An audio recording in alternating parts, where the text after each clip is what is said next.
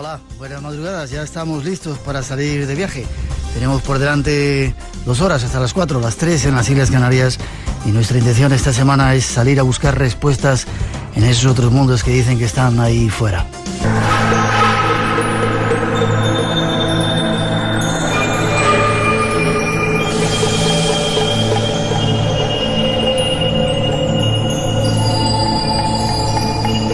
Esta noche uno de nuestros objetivos será viajar hacia la leyenda para tratar de conocerla.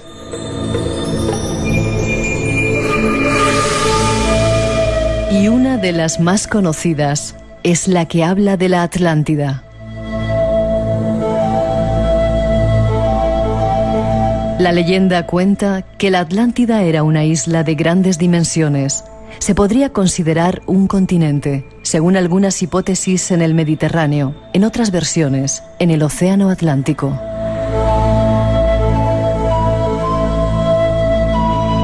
Fue destruida por un terremoto o tsunami que inundó totalmente sus tierras, dejándola por siempre sumergida bajo las aguas y olvidada en el pasado.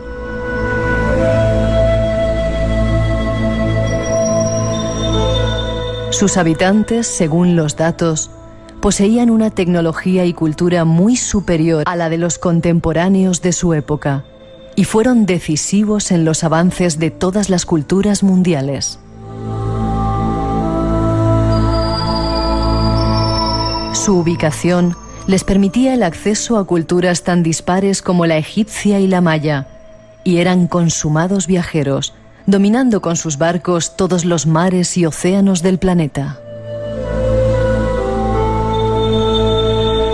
Es la leyenda, pero ¿qué hay de cierto en ella? Si esta noche nos acompañáis, trataremos de averiguarlo. Y además, os traeremos los últimos datos de esas nuevas y persistentes visitas de objetos extraños que vuelan por todos los cielos de nuestro mundo. Será un nuevo viaje al que todos estáis ya invitados. Y preparaos, esta noche llega con respuestas.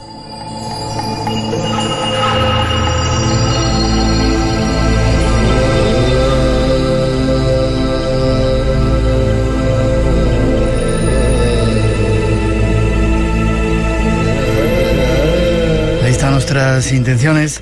Nos queda saludar a nuestro primer invitado, Pedro Marcos. Buenas noches. Buenas noches, Miguel. ¿Cómo estás? Bien. Creo que te tienes que acercar un poquito más al micrófono, si no te importa. No me importa. Historiador, oyente del Espacio en Blanco, ¿desde hace mucho tiempo? Sí, desde, no sé, no puedo recordar, 15 o 20 años. ¿Sí? Sí. ¿Cómo pasa el tiempo, eh? Sí. Nos estamos haciendo mayores escuchando radio juntos, ¿eh?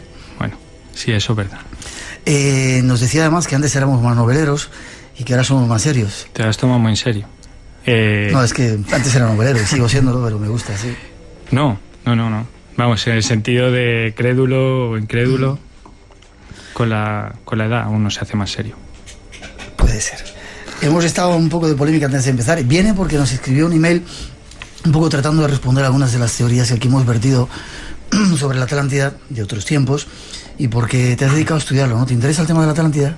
Sí, me interesa un poco el tema, lo llamo un poco leyendas urbanas de la historia, y entre ellas está la Atlántida. Digamos que desde los años 70, con el retorno de los brujos, Eric von Däniken, pues hasta finales de 1995, es la etapa, digamos, dorada de los misterios y la Atlántida, los ovnis, y creo que hay mucha leyenda urbana en ese tema. Tratamos esta noche un poco de clarificarlo, ¿no? Déjame que Eric von Däniken creo que nos va a decir algo. ¿Le has nombrado o ya aparece? Pues hola. Soy Eric von Däniken y me gustaría un saludo a Radio Nacional del programa Espacio en Blanca. Lo dice un poco mal, pero bueno, lo dice. No, pero está bien, hombre. Eric von Däniken nos enseñó mucho y nos abrió muchas puertas de un montón de lugares que, bueno, aunque tuviera sus teorías, que no han cambiado mucho en muchas personas, en algunas sí, nos enseñan muchos en muchos caminos, ¿no crees? Sí y no. Y te voy a decir, El invitado de hoy es un poco puntilloso, ya lo veréis, puntilloso. Bueno, no mucho. Sí que se ha tenido que apear de muchas de sus teorías. Bastantes. Y se quemó a lo bonzo él mismo cuando dijo que había estado en la cueva de los Tallos. Primero había estado fuera, luego había estado unos kilómetros y luego había estado bastante más fuera.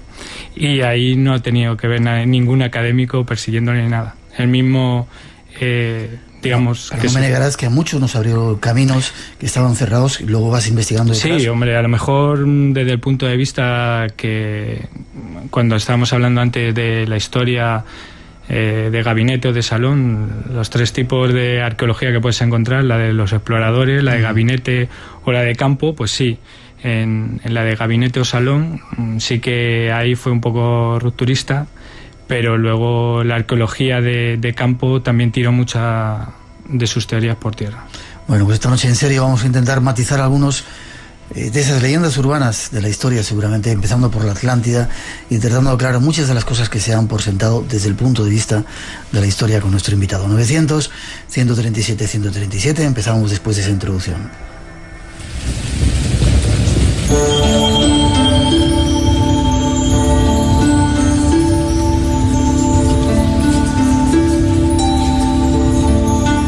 La leyenda de la Atlántida parte de Platón hacia el año 350 a.C., el cual en los diálogos Timeo y Critias cuenta la historia de una civilización floreciente que vivía en una isla más allá de las columnas de Hércules, nombre antiguo del estrecho de Gibraltar.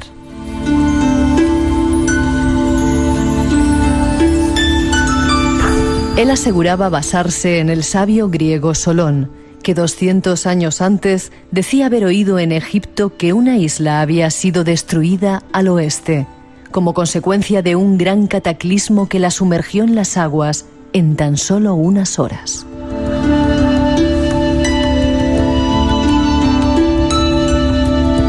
En más o menos 20 páginas describe esta floreciente cultura, sus ciudades, y cómo debido a una afrenta a los dioses, pues eran adoradores de Poseidón, fueron castigados y una serie de cataclismos les sumergieron en las aguas.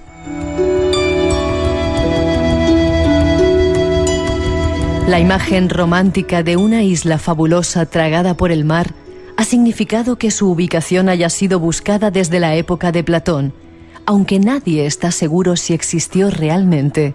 Muchos son los investigadores que la buscaron. Y lo hicieron en el Mediterráneo, en el Atlántico e incluso más allá.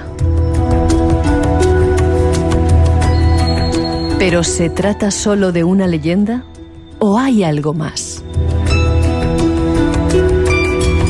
Vamos a intentar analizarlo, ¿te parece? Perfecto. ¿De dónde surge la Atlántida? Por los escritos de Platón, Timeo y Critias.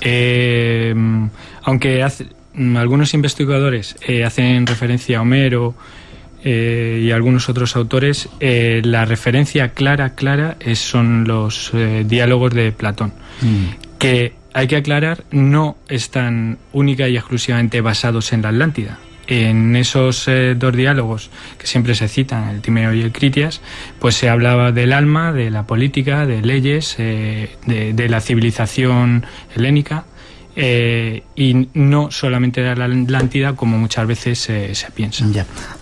¿Cómo era la Atlántida? Tengo aquí que tiene una gran capacidad de crear grandes obras de ingeniería, gran poderío militar. Así la Atlántida la puedes ver de muchas maneras y aquí cada investigador va a arrimar el ascua a su sardina. En ese sentido, la Atlántida significa, por llamarlo de alguna manera, la opulencia. Puesto que en el diálogo habla de cómo sus estatuas eran de oro, el oricalco también hace referencia como un mineral que está por debajo del oro, también las edificaciones estaban recubiertas de oro, había vallas que recorrían recintos militares o no militares que también eran de oro, y dan a entender que era pues eso, la opulencia. Y algunos autores, sobre todo historiadores del arte, ven en ello un reflejo del imperio persa. Luego también podríamos entrar en que representa la monarquía frente a la república de los helenos. Se ha querido ver la monarquía desmesurada también del imperio persa, un poco autoritaria, frente a los helenos, esa idea de asamblea que tenían ellos y un poco más democrática. ¿Solamente habla Platón de ella o hay otros historiadores? Heródoto, por ejemplo, veo que hablas aquí en tu estudio, porque es curioso que solamente para que se refiere a la Atlántida Platón, no hay más referencias. A ver, Platón como fuente original. Posteriormente, pues autores clásicos hacen referencia a la Atlántica, pero con el conocimiento de esos diálogos que habla Platón. Aquí, cuando te hablaba antes de lo que es la historia de Homero, o sea, habla de quiénes son los primeros, porque la Atlántida no es otra cosa para los investigadores que tratan el tema de la Atlántida en sí, que es una raza o una civilización primigenia de la que surgen después otras civilizaciones. Y tenemos, digamos, repartido en ese mosaico de civilizaciones el legado que deja la Atlántida. Pues, por ejemplo, Homero, cuando en su libro sobre la historia de Egipto tiene una anécdota que él tacha incluso de que es una es una charla así que cuenta entre no es seria, como el rey de Egipto Pasaménico está interesado de saber quién es el primer pueblo de la historia. En ese sentido habla, tras la anécdota y demás, que fueron los frigios. O sea, en ningún momento habla de que fueran los atlantes. Y en esa época se tenía claro, como habéis dicho muy bien en la introducción, que los atlantes provienen más allá de las columnas de Hércules, que sí era el estrecho de Gibraltar. Y en este punto sí que me gustaría también, cuando me has preguntado la Atlántida qué significaba, también es un recurso muy interesante que Platón diga que está más allá de las columnas de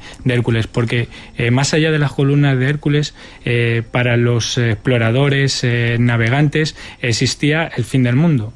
No era algo conocido como la cuenca mediterránea, que más o menos pues podía trazar un mapa porque era conocido por comerciantes o por cualquiera que tuviera una barca y se pusiera a navegar. Sin embargo, más allá de las columnas de Hércules, cualquier tipo de monstruo, lo que se te pueda ocurrir. Era un lugar legendario. Sí, y es un lugar legendario. Ya. ¿Cómo se destruyó? ¿Cómo contaban? ¿Un tsunami, un terremoto? Sí. ¿Una afrenta contra el dios Poseidón que les castigó? Sí, vamos, hablando de esa opulencia, de cómo llega la civilización a degenerar tanto, pues castiga. Poseidón había elegido esa tierra, había elegido sembrar allí su semilla y su civilización, y en ese sentido un tsunami, primero es una erupción volcánica y luego es tragada por las aguas. En ese sentido también en el diálogo de Platón habla cómo sería imposible por los helenos llegar a ver dónde está, porque le ha cubierto un manto de limo, aunque no tiene mucha profundidad donde se ha hundido, pero no está convertida en una ciénaga y es imposible atravesarla y demás. ¿Se da algún dato concreto donde pueda estar o alguna idea donde pudiera estar situado ese continente?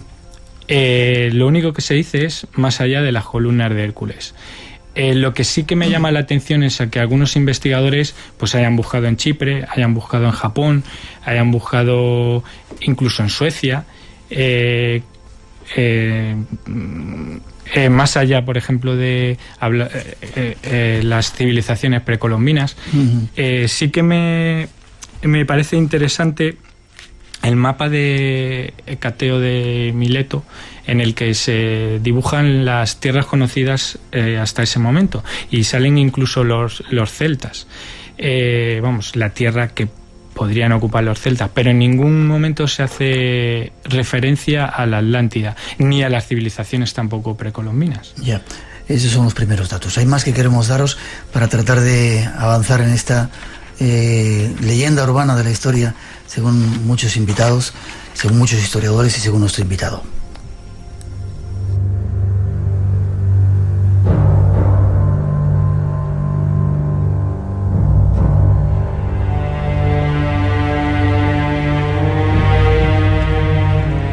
El relato de Platón hablaba de una enorme isla más allá de las columnas de Hércules. Este dato hacía suponer que debía encontrarse en el Océano Atlántico, y durante siglos, investigadores del tema la situaron en dicho emplazamiento.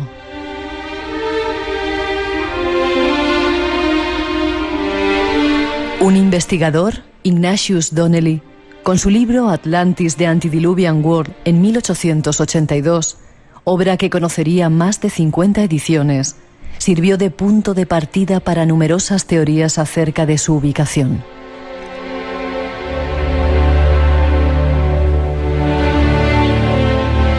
Donnelly estudió los enigmas de distintas culturas y elaboró a partir de tan misteriosos ingredientes una hipótesis irresistible. La Atlántida fue un continente entre Europa y América que se sumergió y que incluso llegó a constituir un puente terrestre entre ambos mundos.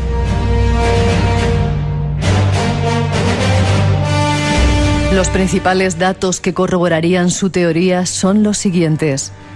La lengua de los aztecas, que posee asombrosas semejanzas con la de los egipcios, y la construcción de las pirámides.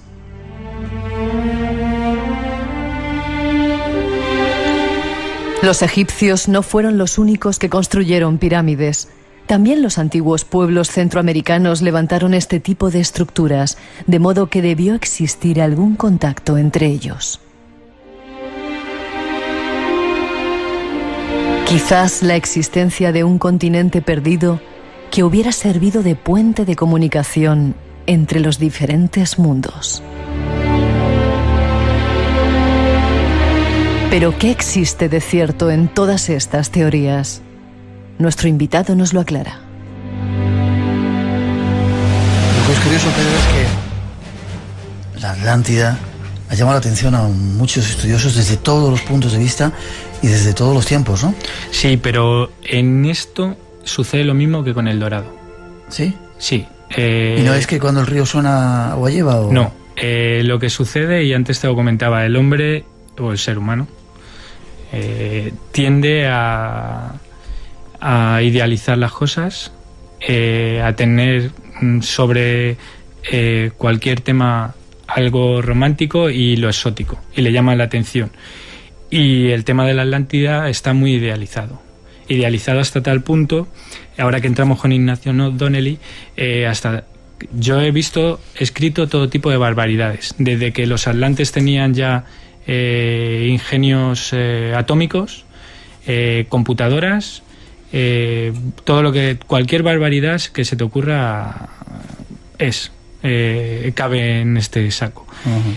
Y a este respecto, ahora mismo que entramos con Ignacio Donnelly, digamos que es uno de los pilares sobre los que se sustenta todo lo que va a ser luego la base para el desarrollo posterior de los investigadores sobre la Atlántida, que trasladan de lo que es la cuenca mediterránea y el estrecho de Gibraltar a las civilizaciones precolombinas, por lo que conocemos. Es decir, que, bueno, ¿quién era este personaje, Ignacio? Hombre, Ignacio Donnelly llega a ser senador. ¿Americano? Sí, de Minnesota. Le tienen por una persona muy erudita, muy estudiosa, y él realiza un libro que se llama El mundo antediluviano, y en 1882. Es un lenguaje muy sencillo, muy claro, y que llega rápidamente a cualquiera que se lo lee, y se da en una etapa en la que el mundo de la arqueología está en pañales, la ciencia también está en pañales, y la gente está ávida de saber. Y este libro pues causa un gran revuelo. Uh-huh. En ese libro pues se habla, por ejemplo, de las similitudes entre los jeroglíficos egipcios y los jeroglíficos mayas. Evidentemente, con lo que hemos avanzado ahora mismo, esa hipótesis de que son la misma lengua es rechazada por cualquiera, vamos, ya. No hace falta ni ser académico. Es decir, que Ignacio da por sentado una serie de cosas y de pautas que ha servido también de base para que todos los que hemos venido después hayamos querido que sea cierto. Lo coges. O sea, él da por sentado una serie de premisas que luego son aceptadas e incluso sobredimensionadas. Yeah. O sea, a lo mejor él hablaba de los contactos que posiblemente hubieron, porque él tenía la idea de que se hicieron pirámides en los mayas, se hicieron pirámides los egipcios, había en el centro del Atlántico una isla, un continente, lo que fuera, y de ahí pasaban al otro lado y era como se realizaban. Yeah. Como sé que me estás diciendo, sí, tienes razón, pues a este respecto era no lo que... estoy diciendo nada. No, bueno, pues si lo dices. A este respecto sí que podemos hablar de lo que te contaba antes, de que se picotea en la historia. Yeah. Una cosa es que estés hablando de los egipcios en la cuarta dinastía y luego hables de los mayas o los olmecas 1000 años, 2000 años después. O sea, si tú me trazas una línea histórica y me dices, fueron evolucionando hasta llegar ahí, pues entonces das credibilidad a esa historia. Ya. Lo que no se puede decir, bueno, una época 3000 los Claro. egipcios, luego irte a 1000 para Claro. tratar de buscar esas coordenadas que a ti te Para interesan, hacer para dar una coincidir, versión. para hacer coincidir esa historia. Ya. Se puede trazar una línea que comienza en los egipcios y puede terminar en los mayas, pero tienes que trazar esa evolución y por qué se hace de una manera en Egipto y por qué se hace de otra manera tal. Pero se daba por sentado muchas cosas, como por ejemplo que una tercera parte de la lengua maya era griego puro. Y eso no es cierto. Eso no. Ahora ya sabemos que no es cierto, ¿no? Hombre, no. Ya, déjame que 2:31, 1:31 en las Islas Canarias, 900, 137, 137, por si queréis intervenir esta noche. Abre tus sentidos. Un nuevo universo de respuestas te espera. Espacio en Blanco, en Radio Nacional de España, con Miguel Blanco. El misterio continúa. Tratando de poner algunas verdades que estaban poco claras. Ignacio Donnelly era un poco el que sentó las bases de la gran mentira en la cual nos hemos asentado todos los demás. Viene otro personaje, Edgar Cayce, yo le nombro mucho, sobre todo cuando voy a Egipto, porque tiene una profecía que decía que debajo de la esfinge se iba a encontrar la En sala. el 98. En 1998. Vale, se iba a encontrar la sala de los archivos. Te recuerdo que ya estamos en el 2011 y todavía no se ha encontrado nada. Pero Sin embargo, déjame que te diga, sí. Cuando estuvieron haciendo la reconstrucción no, poniendo esas placas nuevas que le han puesto a la esfinge, bastante horrorosas desde el punto de vista de mucha gente, se encontró que había un agujero por la parte de atrás y que comunicaba con varias estancias que aún no han investigado, pero ese agujero no se conocía, parece ser desde antes. Sí, Zawas sí que lo conocía. A mí no me dijo. De pequeño, yo he leído que él de pequeño ya conocía el de atrás. Justamente te refieres al que Sí. cuando remodelaron toda la esfinge se encontró atrás. Sí. Vamos, yo lo que he leído, Vale, él de no, pequeño. no vamos a discutir. El caso es que hay un agujero. Sí. No se ha encontrado en 1998 esa cámara, esa sala de los archivos. Y Edgar Cayce también contribuyó a expandir el mito, digamos, erróneo de la Atlántida.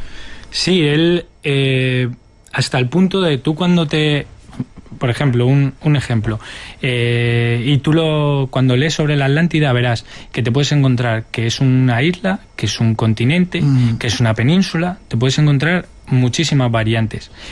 Él tiene unas visiones y en esas visiones ve cómo paulatinamente la Atlántida pues se va ahogando en sí misma, como luego cuenta Platón, y va pasando de ser un continente a unas islas y después de unas islas a simplemente desaparecer. Esas visiones que él tiene, que quedan plasmadas en un libro que recojo por aquí, sobre las visiones, de hecho, todas estas visiones, que son muchísimas, las tienen en un archivo los seguidores de Edgar Cayce y las tienen en un archivo. Él, a raíz de esas visiones, se mezcla ya definitivamente lo que van a ser extraterrestres, los egipcios, el Triángulo de las Bermudas, y sobre todo que él tiene como fuente, y es por lo que en Edgar Cayce se fijan, el descubrimiento de Bimini. Bimini él tiene unas visiones en las que dice que en Bimini, que es, por si no saben los oyentes, está como a unos a 50, 80 kilómetros de Miami. Él dice que allí se va a descubrir unas pistas fundamentales sobre la Atlántida. Sí que tiene suerte, y yo lo digo que es suerte, puede ser visiones, pero bueno, en las que se descubre, efectivamente, lo que parece ser le llaman la carretera, el paseo de Bimini, que no son sino otra cosa que losas en el fondo del mar. Algunas de esas losas estaban horadadas, tenían una oquedad, y se hacía referencia, cuando se pusieron a investigar ya, dijeron que podían ser los anclas de los barcos griegos. Hay documentales, porque hasta este punto no hemos hablado de que ahora hay mucha arqueología experimental. Ya no se basa con yo veo una columna y digo, pues la columna tiene tambores, ahora se basa en saber cómo se ha hecho, cómo se ha trasladado esos materiales hasta allí y de qué manera y cuántos han trabajado en ello. Y de eso ahora trata la arqueología experimental. Uh-huh. En lo que te quiero comentar es que cuando se ponen a investigar esas losas, descubren que pueden ser por motivos naturales. Los sedimentos junto con las mareas han ido transformando ese suelo marino y han dejado lo que parecen losas. Ya. Es decir que, tratando un poco de resumir, nos está esperando otro misterio Ofiuco. Tenemos ahí al siguiente invitado. El mito de la Atlántida surge con Platón, que solamente lo dice él, no el resto de los historiadores a lo largo del tiempo. Se mantiene hasta nuestros días. La fuente originaria es Platón. Llega un personaje, Ignacio Tonelli, que de repente saca su propia teoría, arma un rompecabezas según a él le interesa, tiene mucho éxito, se expande mucho esa teoría y todos nos sentamos en ella, pero no tiene una base cierta. Sí, y para acabar de rematarlo, Edgar Cayce también cuenta la historia, pero... sobre Ignacio Tonelli no he dicho que él basaba su teoría sobre lo que la erupción volcánica pudo hacer a la Atlántida. Tuvo la suerte que el año siguiente a la edición de su libro tuvo lugar la erupción del Krakatoa, que fue terrible. Eso, claro, con el libro más el lenguaje que utilizaba, pues dio lugar a 50 ediciones de ese libro.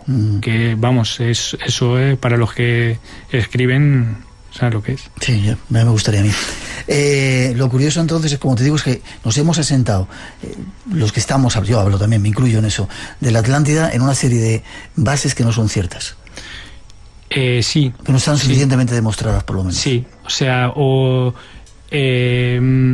no son ciertas, y también te lo decía antes, también toca un poco el tema que la historia no ha luchado o ha dicho, mira, voy a hacer una investigación, porque también las investigaciones cuestan. ¿La historia o los historiadores? Sí, vamos, cuando me refiero a historia, entran historiadores, geógrafos, historiadores del arte. Se han hecho investigaciones mínimas y a lo mejor tangenciales que no tienen que ver con el tema.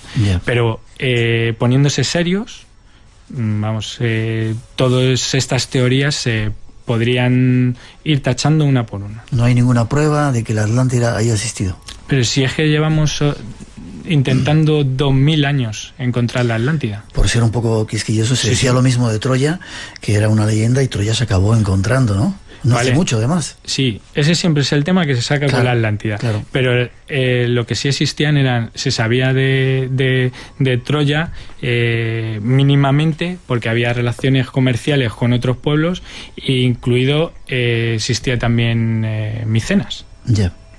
Que, digamos, aparecen en los libros que... Bueno, yo nunca defendería el tema de la Atlántida basándome en Troya, puesto que, vamos, era más conocida. Y bueno, pues eso es. ¿Y quién construyó entonces las pirámides? ¿No fueron los extraterrestres, ni los atlantes? Sobre todo la Gran Pirámide. Hombre, hasta hace pues 10 años te digo que pensaba más la gente que lo habían construido los atlantes que los egipcios. Pero es otra de las... Medida, ojalá salga todo bien en Egipto, en esa terrible revuelta que tienen por allí, sí, eso es que cierto, las cosas, eso es cierto. Que no haya sufrimiento. Que salga todo. Mira, pues hablando sobre ese tema... Nos vamos enseguida, que está Fico. Vale, rápido. El hablar de los extraterrestres y demás, lo que contribuye es que hablas de los atlantes, hablas de los extraterrestres que construyeron las pirámides y te imaginas a un egipcio antiguo debajo de una palmera y viendo cómo lo construyen. O sea, el pueblo egipcio tiene una inventiva, tiene una evolución y tiene una serie de maestros que no se puede negar. Y eso es cierto. Pero tienes que haber visto este verano, cuando hacíamos el programa especial desde las pirámides, estaban reconstruyendo la pirámide de Saqqara, había un montón de... No lo voy a acabar de contar porque se me van a echar encima. Pero si esos fueron los que construyeron las pirámides...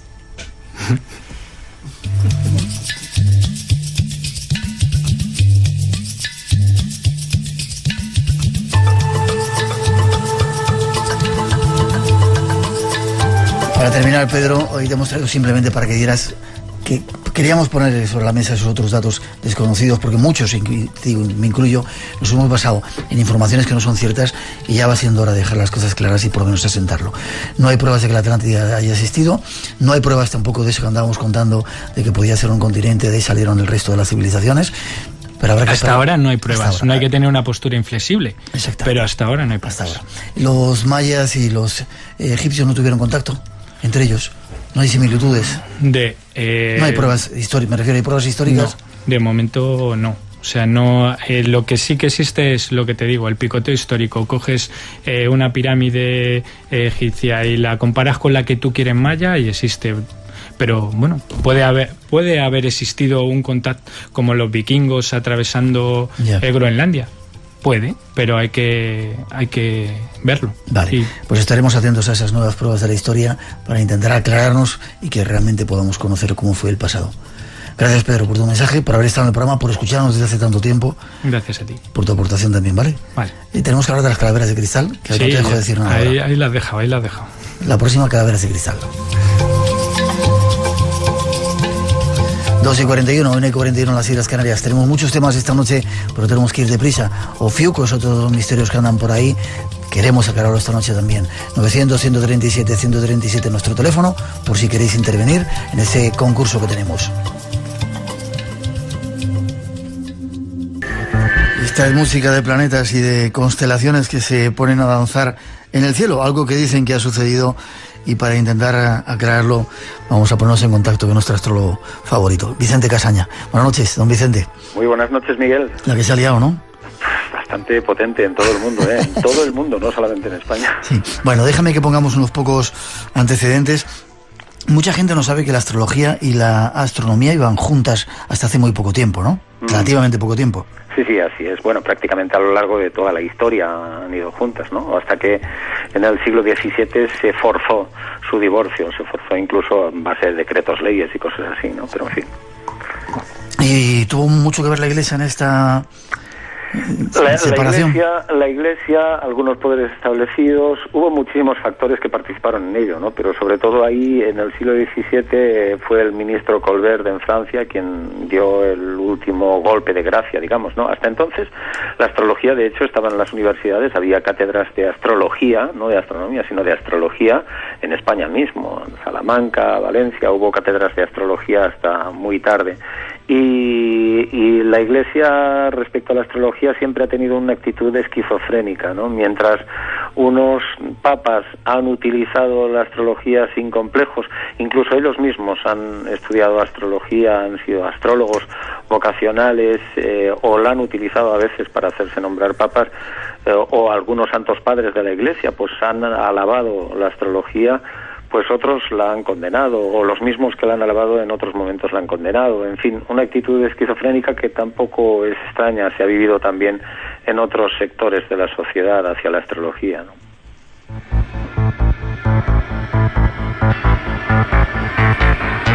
Algo que parece que sigue hasta nuestros días, esa actitud, porque hay muchos poderosos que siguen utilizando así bajo cuerda, ¿no? La astrología, que consultan. Dabas un ejemplo de uno de los ricos que incluso utiliza, que decíamos también, la astrología para invertir en bolsa y hacer negocios, ¿no? Sí, hoy día muchísima gente sigue utilizándola, se utiliza en Wall Street, se utiliza en la política, se utiliza absolutamente en todos los ámbitos, desde el deporte hasta la economía, y por ejemplo el célebre Pierpont Morgan decía que los millonarios no utilizaban la astrología, pero los multimillonarios sí. En plan cachondo apuntaba eso, y es cierto, ¿no? Es el propio Rockefeller también tenía su querencia hacia la astrología y tenía sus propios amuletos. Esto es algo normal hoy en día, pero siempre la astrología tiene como ese doble rasero, esa hipocresía de que como desde que imperó el racionalismo arrinconó a toda la parte del alma, todo lo que es el mundo femenino, todo lo que sonara a mito, todo lo que sonara irracional, se quedó relegado como a superstición y como tontería, y así nos va, ¿no? Porque hoy día, si el mundo está bastante desequilibrado, es precisamente por ese exceso de razón y por no buscar la armonía entre razón y mito, entre ciencia y arte, entre hemisferio derecho y hemisferio izquierdo. Estos eran los pequeños apuntes de astrología. Luego te voy a pedir quizá algo acerca de la crisis económica como experto en astromundial, pero la noticia que se ponía en pie a mucha gente en todo el mundo decía: si ayer te acostaste siendo Capricornio, hoy puedes levantarte siendo Sagitario, y todo ello gracias a las investigaciones realizadas por astrónomos de la Sociedad Planetaria de Minnesota, gracias a una extraña cosa que se llama Ofiuco. ¿Qué es esto? Primero, ¿qué es Ofiuco? El portador de la serpiente. Sí, Ofiuco es una constelación muy grande, muy antigua, que se representa con un hombre desnudo de espaldas, generalmente de espaldas, sosteniendo una gran serpiente entre los brazos. Ofiuco, o el serpentario se llama. Bueno, Alfonso X el Sabio, el rey, la conocía como el cazador de culebras.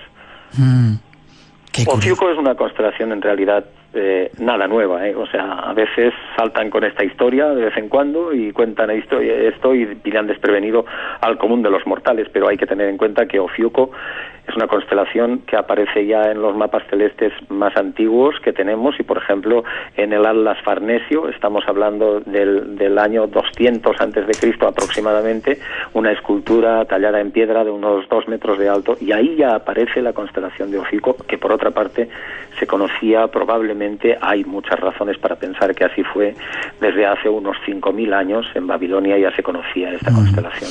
Una constelación que puede verse en ambos hemisferios desde la Tierra entre los meses de abril a octubre, dicen, por estar situada sobre el ecuador celeste. Es visible desde la Tierra, claro. Sí, efectivamente está en el Ecuador, y la parte sur llega a atravesar, a pasar la eclíptica, porque esta figura de este hombre de espaldas que sostiene la serpiente está situada entre las constelaciones de Escorpio y Sagitario, incluso con el pie izquierdo se apoya sobre la constelación de Escorpio.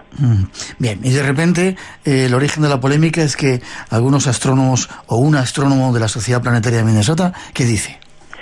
Bueno, hay un astrónomo que hace unas declaraciones a un periódico, que es el Star Tribune. El Star Tribune lo publica en su edición dominical, y entonces dice que hay una constelación nueva que es Ofiuco, y que debería haber 13 signos del zodiaco y no 12, que todo el zodiaco está equivocado y que en realidad la gente no es lo que cree ser. Y bueno, y la ha liado. Y a partir de ahí todo el mundo, pues bueno, televisión tal.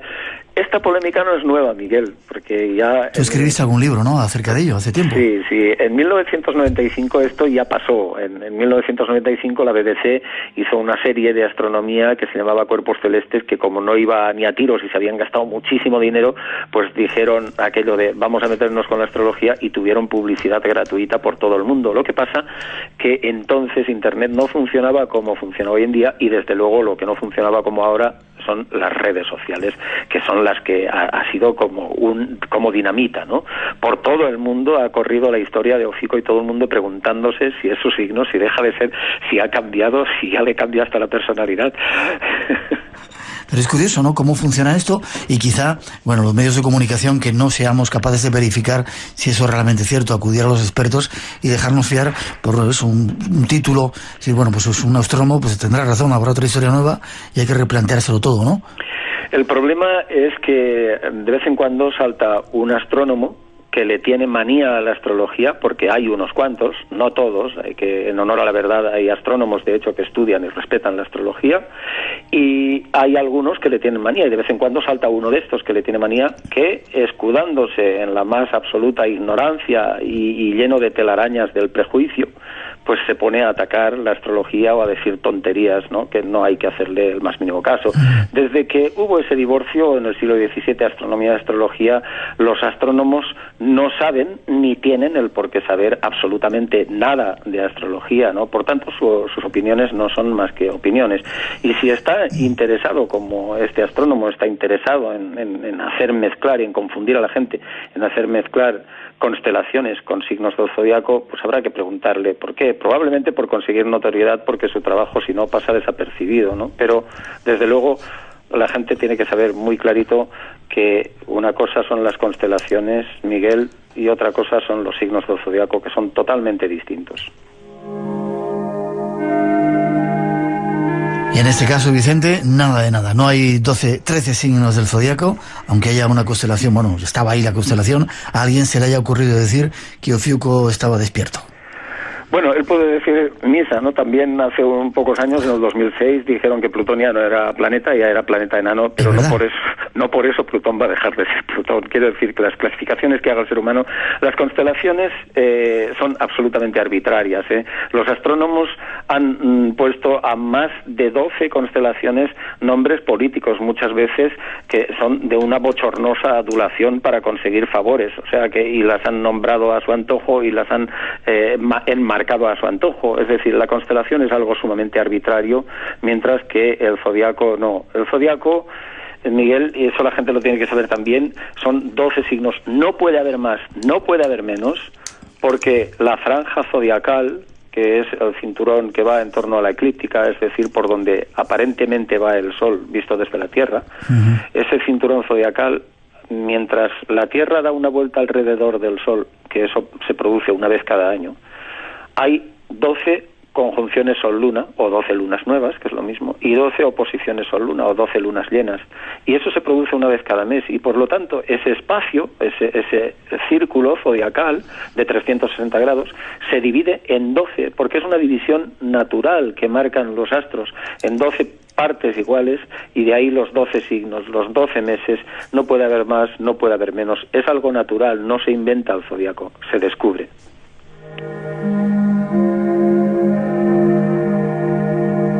Pues que quede claro, si ayer eras Piscis, hoy sigue siendo Piscis, si eras Libra, exactamente lo mismo, ¿verdad, Vicente? Totalmente. Además, lo más bonito de esto ha sido que la gente ha demostrado que de cambiarle el signo, nada de nada, ¿no? Los signos del zodiaco y sus arquetipos están muy, muy metidos en el inconsciente colectivo, y nadie está dispuesto a cambiar de signo, lo cual demuestra que efectivamente, en mayor o menor medida, se identifican con sus arquetipos. Para terminar, la crisis económica. Has hecho muchos estudios de astromundial. ¿Hasta cuándo va a durar? Sobre todo en España. Bueno, a nivel mundial, pero ¿tienes algún dato? Te he pillado así. Bueno, no, siempre hemos dicho, y esta crisis estaba enmarcada, tú lo sabes, bastante antes de que ocurriera, y siempre habíamos dicho que hasta el 2012, ¿no? Seguimos pensando lo mismo, la crisis va a durar hasta el 2012, aunque la recuperación va a ser lenta, pero hay dos connotaciones, si acaso, que hacer.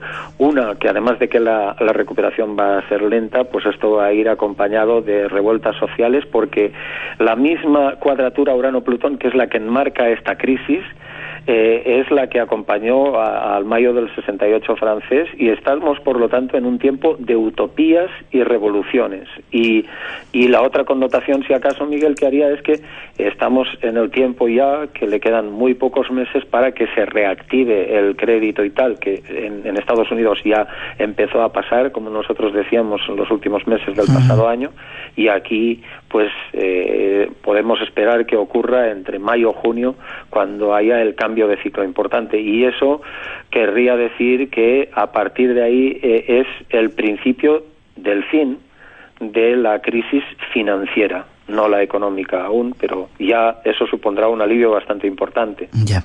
Y revoluciones quizá como la de Túnez, que así, chita callando en silencio, de repente se ha encargado el presidente, ha tenido que salir por patas. Sí, Mira lo que está pasando en este momento en Egipto también. En Egipto, es curioso, sí.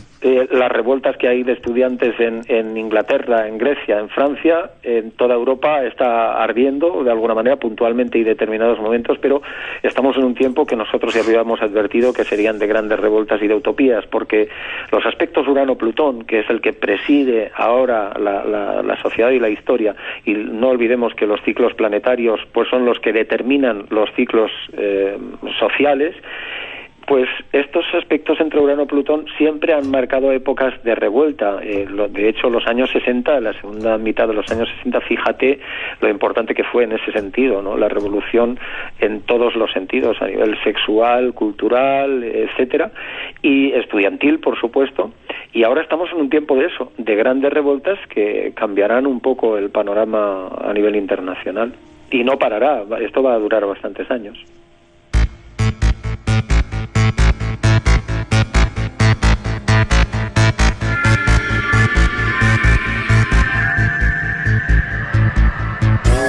De vez en cuando nos animamos al universo, a los planetas, para hacer un avance de lo que puede ser el futuro en esta planeta Tierra donde estamos.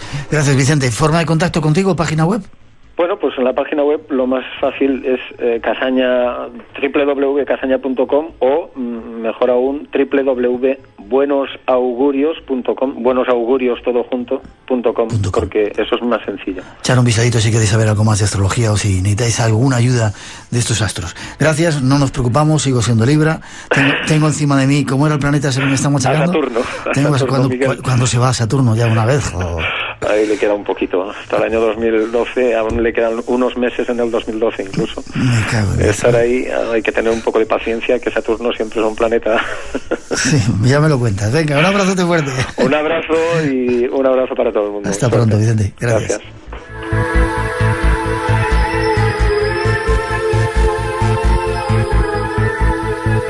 Un saludo desde el Tassili, desde el plató del Tassili, que está a 2.000 kilómetros de Alger, para los oyentes de Espacio Blanco de Radio de España. Un gran saludo desde el desierto hasta vosotros en España.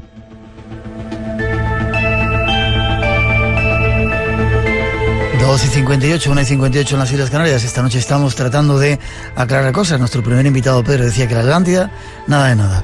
Vicente Casaña, Ofiuco, nada de nada. Nos vamos a quedar sin misterios a este paso, pero esa es nuestra obligación. Tratar de mostraros la verdad y, sobre todo, buscar respuestas. Como vamos a hacer en la segunda hora, escuchar esta voz. Por eso me han recompensado para que escriba 7 libros. Más los que te quedan. Por eso me han recompensado para que escriba 7 libros, más los que te quedan.